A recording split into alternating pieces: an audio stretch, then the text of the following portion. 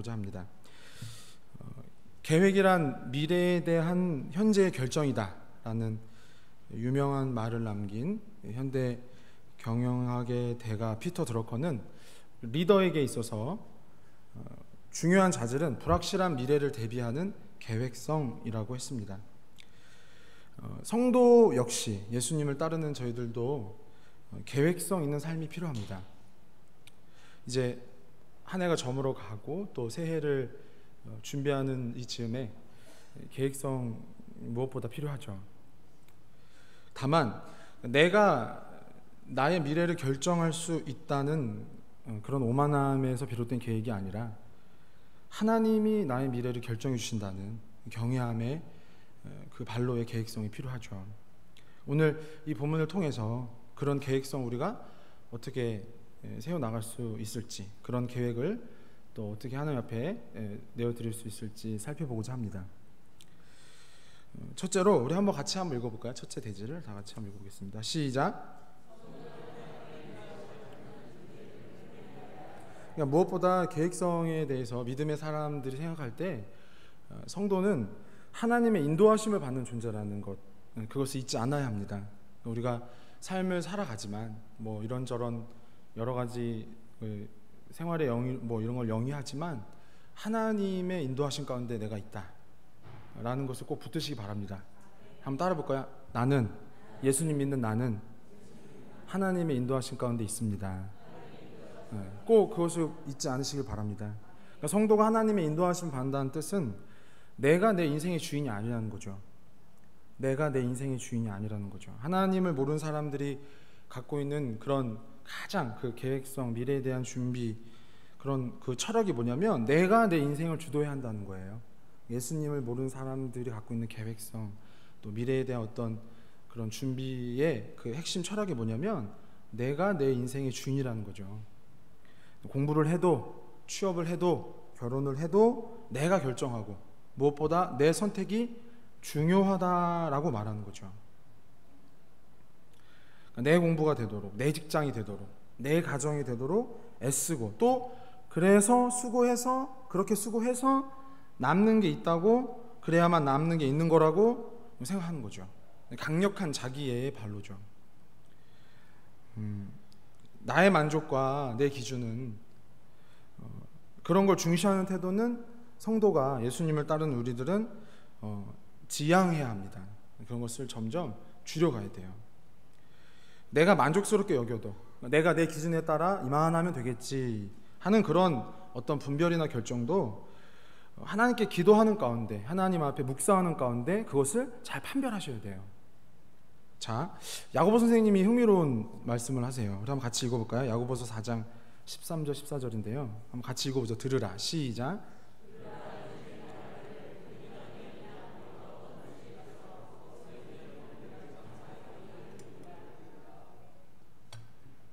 또 한 절 더 있습니다.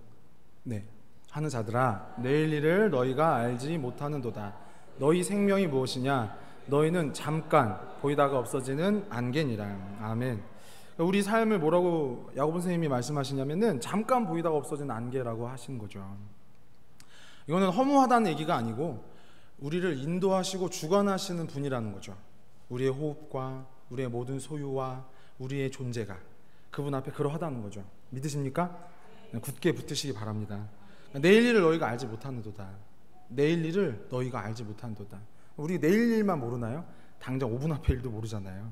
시간 앞에, 특별히 미래나 다가올 일에 대해서는 우리는 그런 늘 불확실성 가운데 살고 있죠. 너무나 알아듣기 쉬운 말씀인데 사람들은 마치 내일 일을 다 잘 알고 있는 것처럼, 내가 다 파악하고 있는 것처럼, 내가 다 그것을 장악하고 있는 것처럼 살아가거든요. 왜 그럴까요?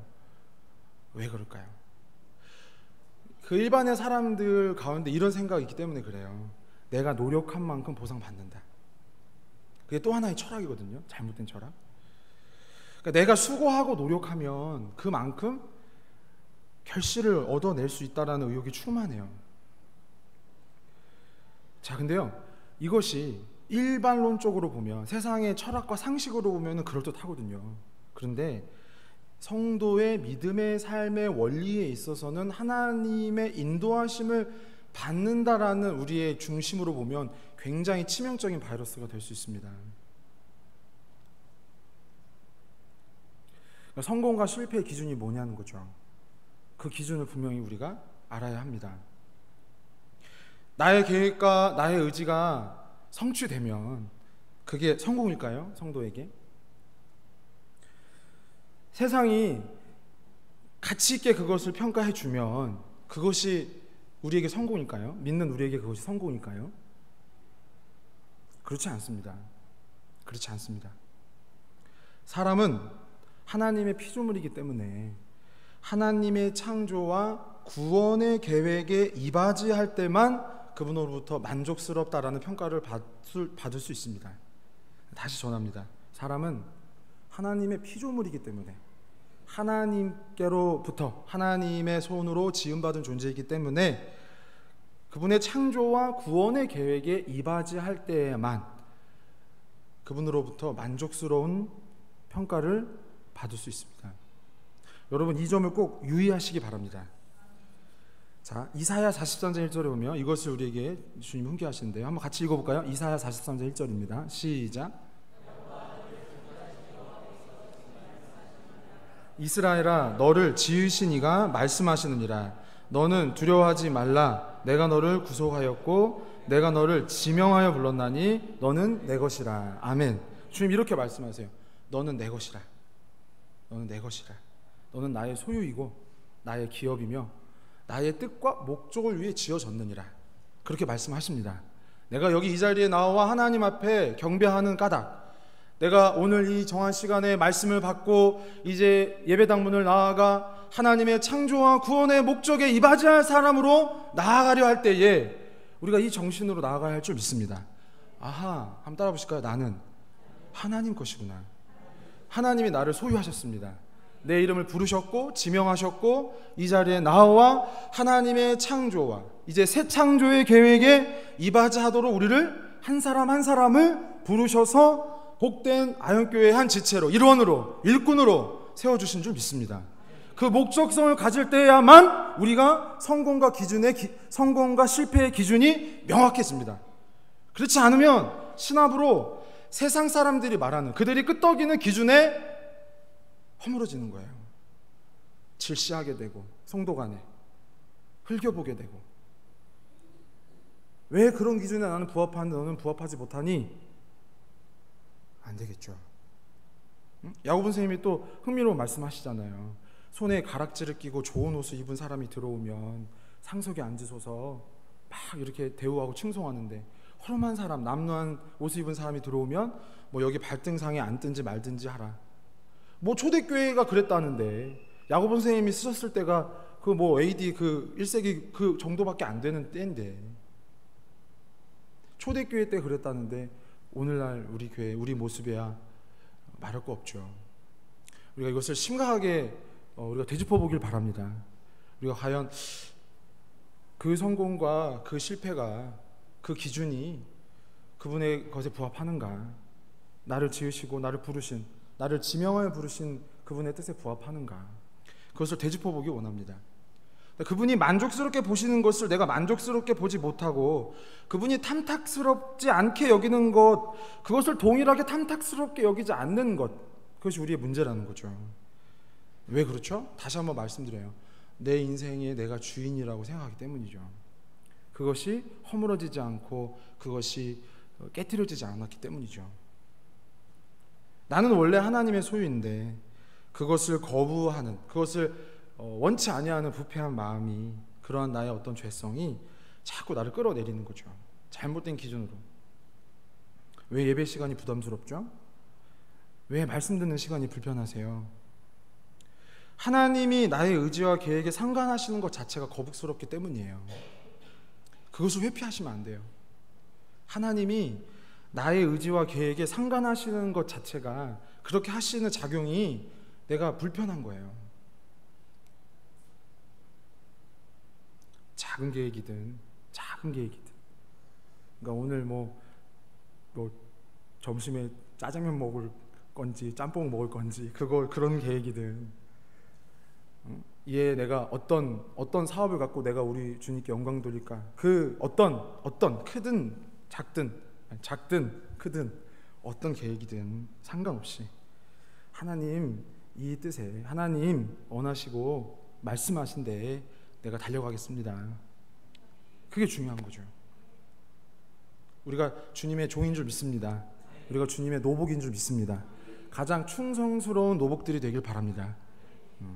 주님이 모세를 칭찬하실 때 뭐 여러 칭찬하셨지만 그 얘기 이렇게 얘기했잖아요. 그는 나의 온 집에 충성됨이라. 그러니까 우리도 그렇게 쓰임 받기를 원합니다. 내 건강이 아니라는 거죠. 내 시간이 아니라는 거죠. 내 물질도 아니고 내 관계도 아니며 내 계획조차도 아니라는 거죠. 나를 주님의 기업으로 삼으셨으니 주님이 나를 부르신 대로 나를 지명하셔서 뜻하신 대로 내가 그렇게 온전히 드려지는 존재이기를 원합니다. 예배죠. 그걸 예배라고 하는 거예요. 10대 시절 우리는 사춘기를 겪습니다. 몸이 어른처럼 되고 또 이렇게 자란 거니까 누구나 이게 웃자랐다고 하죠. 이런 말을 이제 웃자랐다고 하잖아요. 몸은 컸고 뭐 체구는 그런데 근데 이 웃자란 사람의 특징이 뭐냐면 누군가로부터 간섭받고 지도받는 거를 마냥 그걸 부끄럽게 여기는 거죠. 그걸 꺼려하고 그리고 대신 뭘 좋아해요? 비슷한 또래 사람들하고 하는 걸 좋아해요. 그러니까 아버지나 어머니나 선생님이나 어른이 하는 말 그런 말에 대해서는 오히려 내가 그거를 자의적으로 결정할 수 있는 이제 나도 컸는데 그렇게 하는 거죠.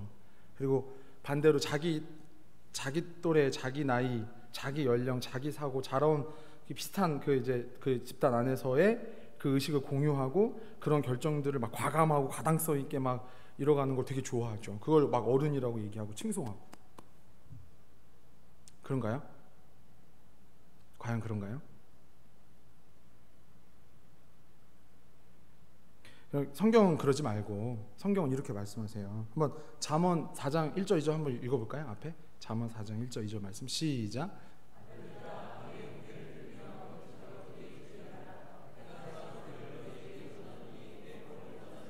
네, 아멘. 르호보암 때 나라가 나뉘어지잖아요. 근데 르호보암이 어떻게 해요?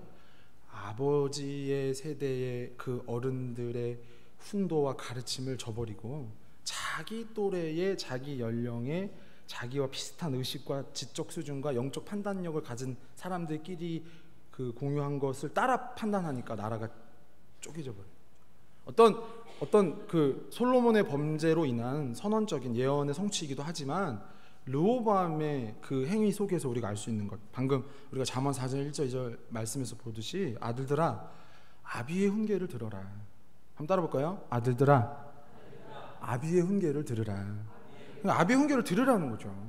그냥 비슷하게 의식하고 뭐 또 그런 관점 안에서 그런 결정은 아까 계획성에 대한 말씀도 드렸지만 인도하심에 대한 그 중심이 그게 이루지 못하는 거예요. 근간이. 우리는 인도하심을 받는 존재입니다. 그러면 아비가 하는 얘기를 들어야죠. 선생님이 하는 얘기를 들어야죠. 어떤 사안과 결정과 판단에 앞서서 그것을 훈련하시기 바랍니다. 그것을 잘 연습하시기를 주의 이름으로 부탁드립니다. 성도의 아비가 누구입니까? 성도의 선생님이 누구입니까? 하나님이신 줄 믿습니다. 그분만이 우리 삶을 간섭하실 수 있고 이끄실 수 있으며 마땅한 그러한 권리를 가지신 유일한 분인 줄 믿습니다. 그분 외에 그러면 월권이야 라고 하실 수 있어야 돼요. 그분 외에 그러면 누구라도 당신 월권이야 하고 이렇게 막 소리 또 내면 안 되고 마음으로 당신 월권이야 이렇게 그렇게 할 수 있어야 돼요. 그 심령을 위해 또 내가 이렇게 귀가 팔랑귀가 되지 않도록 기도하시고 월권이죠. 우리가 아까 이사야 43절 1절 말씀 읽었잖아요. 하나님이 나를 당신의 기업으로 삼으셨는데 나한테 원하시고 말씀하시는 거에 대해만 따라야지. 그렇게 하실 수 있는 분이라고 믿어야죠. 그리고 그 외의 것들이 그렇게 하면은 뭐 당신 월권이야. 당신이 나한테 그렇게 할 권리가 없어. 근데 문제는 뭐냐면 그 월권을 누가 잘하는 줄 아세요? 내가 잘한다는 거죠. 그 월권은 누군가가 어떻게 이렇게 특정하는 게 아니라 그 월권을 내가 잘한다는 거예요. 내가 하나님의 말씀을 듣고 배우고 그의 인도하심을 받는 것이 참된 행복의 길인데, 그것이 참된 복된 길인데, 그것을 부끄럽게 여기고 그것을 뭐 이렇게 따르면 뭔가 하자 있는 것처럼 우짜란 그런 의식들이 나를 지배하고 있는 거예요.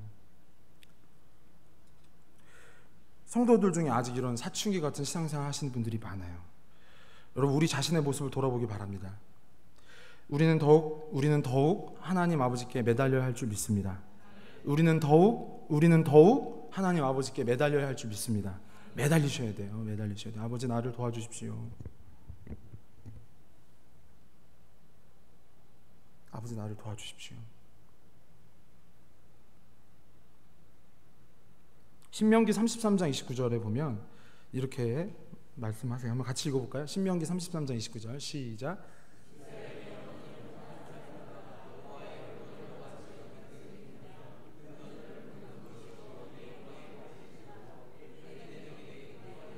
네가 그들의 높은 곳을 밟으리로다. 아멘. 얼마나 귀한 약속이에요.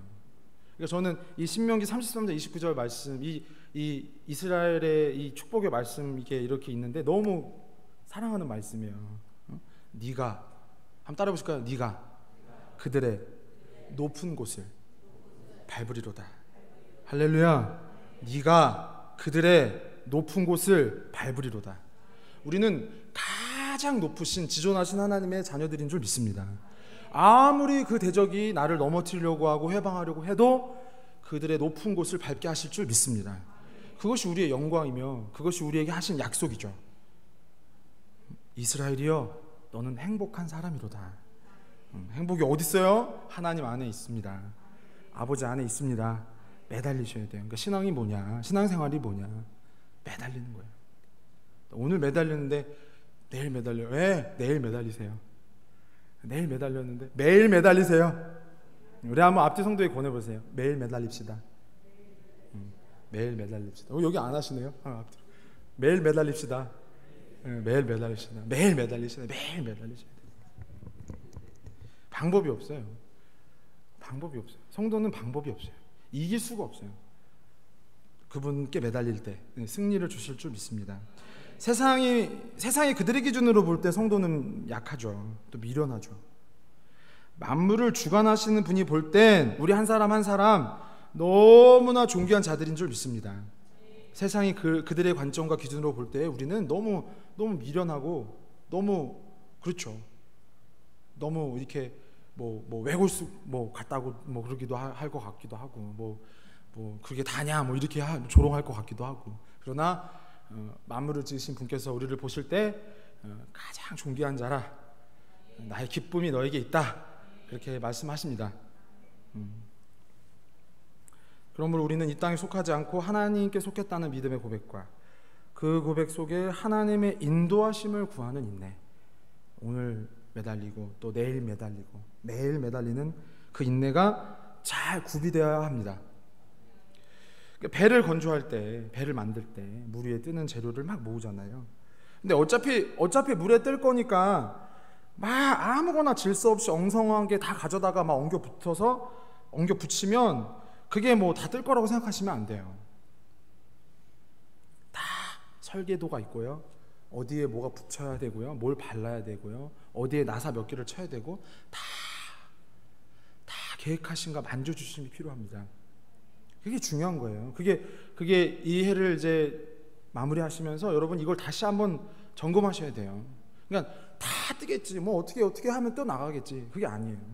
설계도가 있고 어디에 뭘 붙여야 되고 뭘 발라야 되고 다 원리가 있는 거죠. 그분의 계획 속에 있는 우리들인 줄, 한 사람 한 사람인 줄 믿습니다. 그러니까 하나님의 인도하심을 구하려면 먼저 인도하심을 받기 싫어하는 마음, 순서가 있잖아요. 그러면 한번 따라볼까요? 하나님의 인도하심을, 하나님의 이끄심을 싫어하는 마음, 그걸부터 회개하셔야 돼요.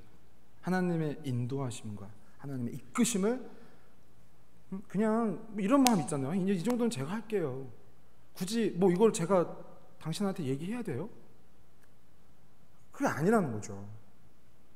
그럴 때 미끄러진다는 거죠. 그럴 때 실패하고, 그럴 때 넘어지고, 그럴 때 문제를 만난다는 거죠.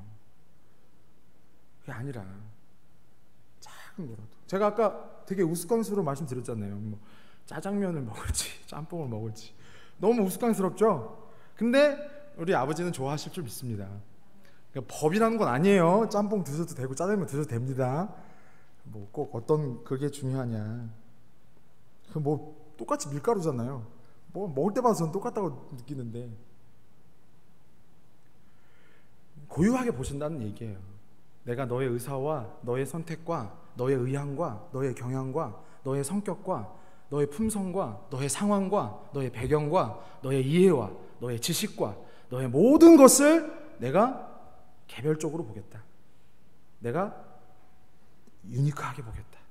그렇게 얘기하시는 거예요. 믿으십니까? 근데 세상은 반대예요. 여러분, 믿음이 약한 사춘기에 있는 성도님들이 그걸 오해하시더라고요. 세상은 반대거든요. 오히려 세상이 우리를 천편일률로 만들어요. 똑같은 옷을 입히고 똑같은 의식 속에 똑같은 사고 속에 우리를 자꾸 끼워 넣어요. 그러놓고 그게 개성이라고 말해요. 그러놓고 그거 너 느낌대로 하는 거라고 말해요. 아니죠. 하나님만이 우리의 고유한 창조의 목적에 따라 회복시켜 주실 줄 믿습니다. 하나님만이 우리의 독특한 색, 독특한 그 은사대로 귀하게 존귀하게 만들어 나가실 줄 믿습니다. 그러니까 우리 생각 버려야 된다는 거죠. 우리 생각 내려놔야 한다는 거예요. 자, 이사야 55장 7절 8절인데 한번 같이 읽어볼까요? 이사야 55장 7절 8절 말씀 시작.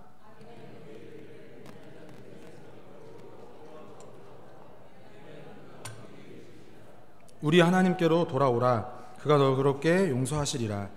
이는 내 생각이 너희 생각과 다르며 내 길은 너희의 길과 다름이니라. 여호와의 말씀이니라. 오 하나님, 제 생각과 제 계획과 다르시군요. 당신의 생각에 당신의 계획에 나를 맡깁니다. 사람이 마음으로 자기의 길을 계획할지라도 그 걸음을 인도하시는 분은 여호와이심을 믿습니다. 자, 둘째로 한번 같이 읽어볼까요? 둘째로 이 계획하심의 삶이 어떤 건지 시작. 그러니까 하나님의 계획만이 이 피조 세계에 완전히 이루어질 줄 믿습니다. 누구의 계획도 어떤 계획도 완전히 이루어지지 않습니다. 믿으셔야 돼요. 누구의 계획도 어떤 계획도 완전히 이루어지지 않습니다. 오직 이 만물을, 이 세계를 지으신 분, 그분만의 뜻과 계획만이 완전히 이루어집니다. 자, 잠언 19장 21절에 보면 우리 한번 같이 읽어볼까요? 잠언 19장 21절 말씀 시작. 많은 계획이 있어도 오직 여호와의 뜻만이 완전히 서리라. 할렐루야. 사람의 마음에 많은 계획이 있어도, 사람의 마음에 5만 가지 생각이 있어도 오직 하나님 뜻만이 이루어지리라.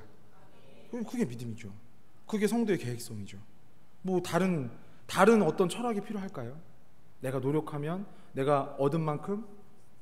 전도서를 보세요. 흥미로운 말씀을 하세요. 먼저 다른 박질하여 선착하는 것 같은데 나중에 도착하는 일이 있느니라. 안 되는 거예요. 그러니까 솔로몬은 그걸 깨달은 거예요. 인생 경륜과 세계를 다스리시는 일이 내가 아무리 월등한 지혜를 갖고 있어도, 솔로몬 아시잖아요. 주님이 뭐라고 축복하세요? 네 전에도 너 같은 지혜로운 사람이 없을 것이며 네 후에도 너와 같이 지혜로운 사람은 없을 것이다. 근데 그런 사람이 뭐라고 말해요? 그의 경륜하심과 계획하심과 일하심을 측량할 수 없도다. 헤아릴 수 없도다. 근데 일각에서는 성도가 하나님의 계획대로 하면, 그렇게 뜻대로 하면 우리 꼭두각시가 되는 거 아닌가요? 이렇게 반문하는 분들이 있어요.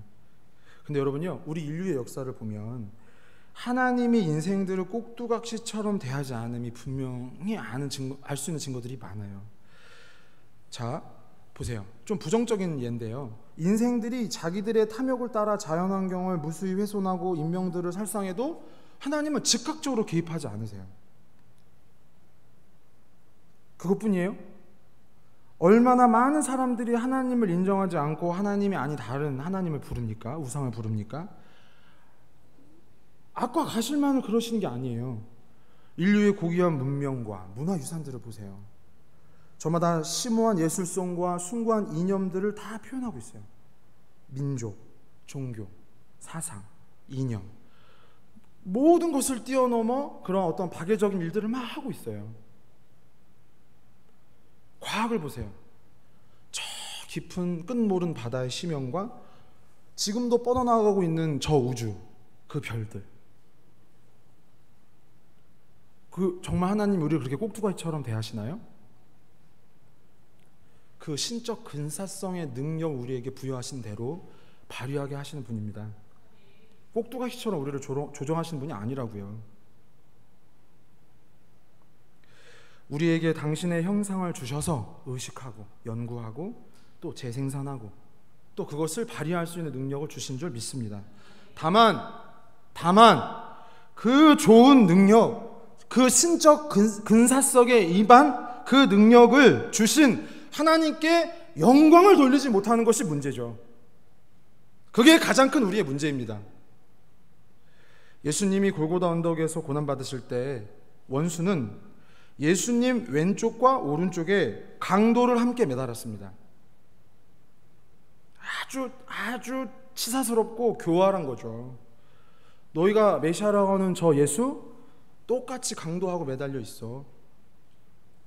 하지만요, 이러한 간교하고 치사스러운 행동에도 주님은 그것조차도 선한 메시지를 우리에게 돌려주세요. 뭐예요? 강도는 폭행, 협박 등으로 남의 재물을 빼앗는 도둑을 말해요.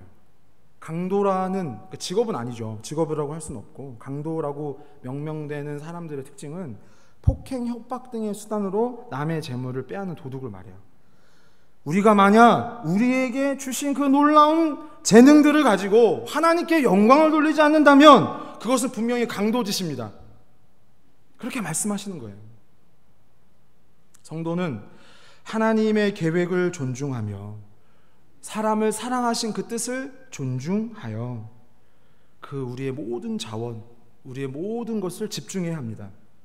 이것이 이른바 소명의 삶이죠. 나는 나의 계획을 이루기 위해 존재하지 않고 하나님의 계획을 위해 존재한다는 이 영적인 의식을 구해야 합니다. 인생을 향한 하나님의 가장 중요한 계획은 무엇입니까? 한번 따라해 보실까요? 복음과 교회를 통한 인류 구원입니다. 그것이에요. 복음과 교회를 통한 인류 구원. 여러분, 이 일에 여러분의 계획을 맡기시겠습니까? 여러분, 이 일에 이제 며칠 뒤면 다가올 새해, 그렇게 여러분 계획을 세워보시겠습니까? 세워보시겠습니까? 어디에 있든지 하나님은 나를 통해 역사하시는 분임을 여러분 잊지 않길 바랍니다. 복음을 믿고 교회의 일원으로서 나를 쓰시길 원하시는 분임을 잊지 않길 바랍니다. 이사야 44장 8절입니다. 한번 같이 읽어보실까요? 이사야 44장 8절 시작.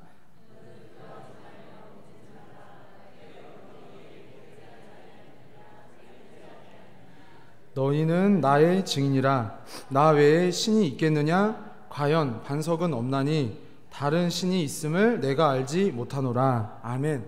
나 외에 신이 있겠느냐? 말씀하십니다. 우리 오직 여호와 하나님 한 분만이 하나님, 참 하나님인 줄 믿습니다. 그분이 여러분에게 다양한 은사, 능력, 재능, 모든 자원, 유형무형의 자원을 주셨어요. 그것이 그분으로부터 왔으니 그분께로 다시 온전히 돌려드리는 여러분 되길 바랍니다. 그러한 계획성을 갖는 여러분이 되길 바랍니다. 그 모든 것이 내 것이 아니라 영혼을 구원하는 일에 임하여야 함을, 새 창조의 일에 드려져야 함을 이 밤에 여러분 결심하시길 바랍니다. 그것들이 복음과 특별히 우리 사랑하는 이 아현교회 예배당을 통해, 이 재단을 통해 온전히 주님께로 드려지기를, 주님을 온전히 기쁘시게 해드리기를 원합니다. 예수님을 몰랐을 때나 나의 영달과 나의 만족을 위해 사는 거죠. 예수님을 몰랐을 때나 그렇게 사는 거예요. 그러나 나를 위해 그 모든 수욕, 그 모든 치욕, 그 모든 부끄러움을 지시고 당신의 몸을 찢으신 예수님을 만나고 믿게 된 이후 우리는 오직 그의 계획 안에만 거합니다. 마지막으로 우리 로마서 14장 8절 같이 읽고 말씀을 마칠게요. 같이 한번 읽어볼까요? 로마서 14장 8절 시작. 죽어도 주를 위하여 죽나니 그러므로 사나 죽으나 우리가 주의 것이로다. 아멘. 우리 주님 것입니다. 우리 누구 것이에요? 주님 것입니다. 같이 기도할 텐데요. 두 가지 같이 말씀 생각하면서 기도할 때, 하나는 하나님의 인도하심을 바라는 심령이 되게 해 주십시오. 하나님의 인도하심을 바라는 심령. 두 번째는 하나님의 계획에, 이제 특별히 이제 복음과 교회라고 말씀드렸어요. 하나님의 계획에 드려지는 심령이 되게 해주세요. 우리 같이 두 가지 기도하겠습니다. 하나님, 저희를 불러주셔서 특별히 소명의 삶, 복음의 증인의 삶을 우리에게 허락해 주셔서 감사합니다. 하나님, 우리 자신을 돌아볼 때 나의 계획, 나의 생각, 나의 이해는 얼마든지 그렇게 했